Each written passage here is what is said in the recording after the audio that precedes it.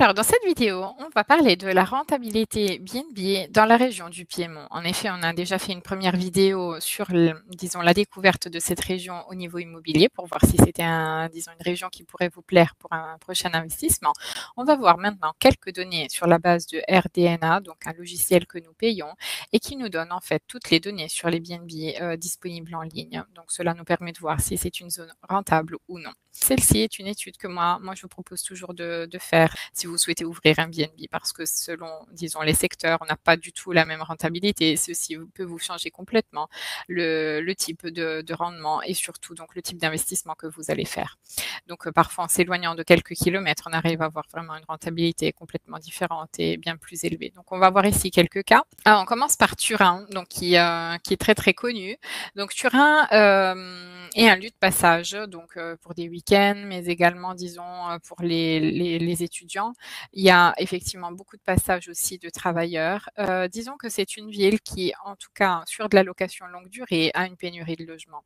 Si l'on regarde les chiffres ici, on a effectivement une rentabilité BNB annuelle moyenne de 16 000 euros, 16 300 euros. Ce qui me vient à l'esprit, c'est que vous avez plus de demandes en location longue durée, puisque c'est une donnée que nous avons vu dans l'autre vidéo, plutôt que de BNB. Il y a du tourisme, mais disons un petit peu moins dans ce secteur. Donc les gens préfèrent louer sur le long terme.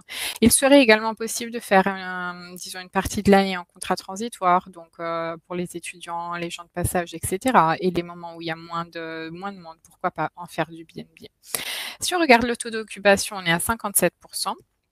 Donc, ce qui est pas mal. Généralement, le plus qu'on a vu, c'est 65-70, donc on va normalement pas au-delà. On a un prix moyen à la nuitée de 89,43 €. Et si on regarde, donc la première chose qui nous tape à l'œil, c'est que toutes les données sont en vert. Donc on a un plus 14% d'augmentation sur le chiffre d'affaires annuel moyen, plus 7% sur le taux d'occupation et plus 6% sur le prix à la nuitée. C'est ce qui finalement amène à une augmentation de rentabilité. Maintenant, si on regarde par contre donc les données, alors comme d'habitude, je vous donne donc la majeure partie des données arrivent de Airbnb, Vrbo et Bot. On a plus de 4 825 logements qui sont disponibles en BNB.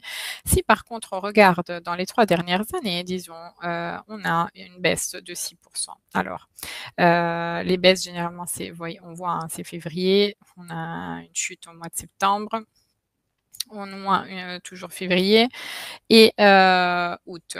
Alors en réalité, donc c'est une courbe un petit peu particulière. On a l'impression que malgré tout, disons ces mois, on est quand même en augmentation. Donc on va voir un petit peu sur les années si, disons, cette tendance se confirme. Au fur et à mesure que moi je vois Turin, je vois qu'ils font beaucoup d'améliorations pour aussi attirer une clientèle, disons un tourisme toujours plus fort et donc on a, disons, l'espoir que ceci s'améliore dans le temps.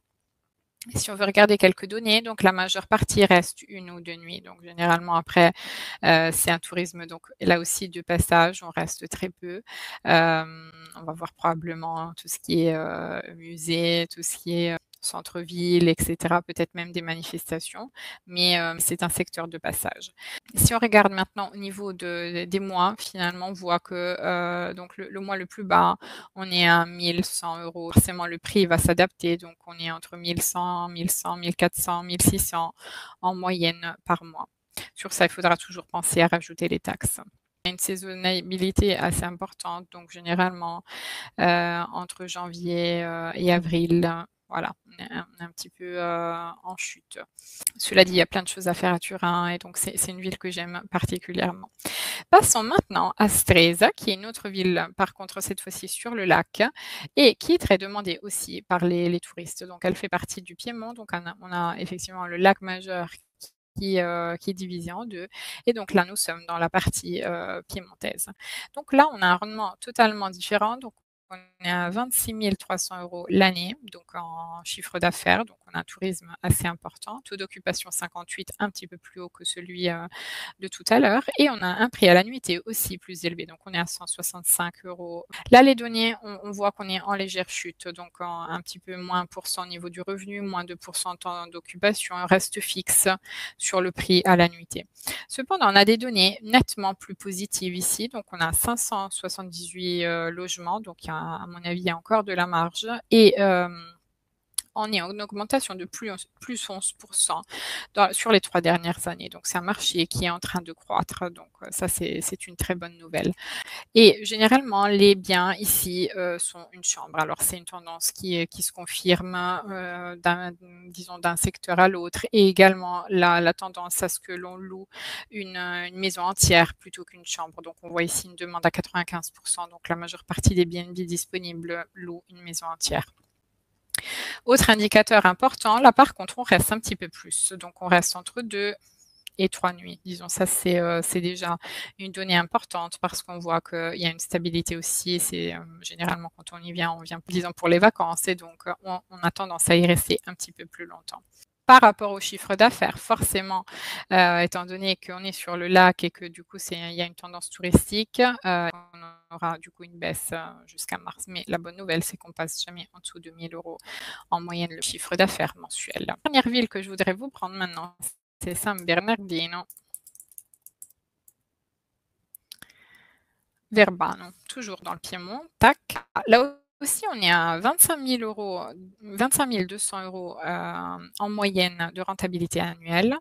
On est à 50% disons, de taux d'occupation, donc on est vide la moitié du temps, et on a un prix moyen à la nuitée de 192 €. Des données intéressantes parce qu'on a augmenté de plus 36% le chiffre d'affaires moyen annuel. On a augmenté, du coup, forcément, c'est lié, plus 21% le prix à la nuitée en moyenne. Par contre, on a un taux d'occupation qui baisse un petit peu, donc la moitié du temps, on est vide. Si on regarde un petit peu les chiffres, disons, sur les 3 dernières années, on voit par contre qu'il y a très peu de logements. Donc ça, c'est un indicateur aussi à voir. Donc il faut surveiller, c'est un marché à surveiller. Et on est en baisse de 7%. Donc on voit par contre qu'il y a des pics, disons, assez nets, disons, hors saison. Ici, on reste la plupart du temps en nuit. Là aussi, on est plus sur une tendance où on vient une fois, on reste quelques jours pour, disons, se baigner, voir un petit peu pour les vacances, on va dire. Donc, c'est pas mal, des longs week-ends en tout cas. Au niveau du chiffre d'affaires, on est un petit peu plus bas. Et par contre, cette fois-ci, au mois de janvier, on descend en dessous de 1 000 € en moyenne. Alors, ces chiffres-là sont importants pour vraiment vous aider à repérer un secteur qui est rentable pour votre investissement, voir un petit peu ce que vous pouvez trouver un petit peu sur place, voir un petit peu le comportement des concurrents et des biens sur place, parce qu'ici, on arrive même à filtrer et, disons, même se focaliser sur une région, sur un endroit, mais également sur des rues. N'hésitez pas aussi à consulter notre guide sur l'achat immobilier qui vous donne déjà pas mal d'informations pour débuter votre projet en Italie. Je vous laisse également en description le calendrier pour nos prochains événements sur l'achat immobilier. Et nous, on se retrouve à la prochaine vidéo. À bientôt.